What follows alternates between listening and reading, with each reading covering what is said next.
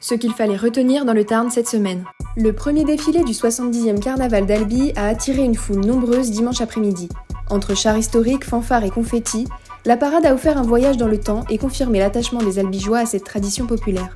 Le nombre de dossiers de surendettement a progressé de 7,5% dans le Tarn en 2025. Si la hausse reste inférieure aux tendances régionales et nationales, les dettes de consommation et les charges courantes continuent de peser lourdement sur les ménages les plus fragiles. En 2025, la lutte contre le travail dissimulé continue de porter ses fruits dans le Tarn. Si le nombre d'actions ciblées diminue, les montants redressés progressent fortement, avec une hausse significative du montant moyen par dossier. Un peu plus de 40 ans après leur création, les Restos du Cœur sont toujours là pour aider les plus précaires.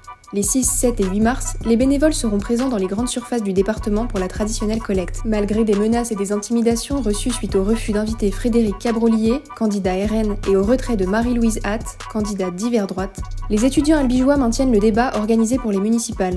Celui-ci se déroulera en ligne et à huis clos, dans un lieu tenu secret.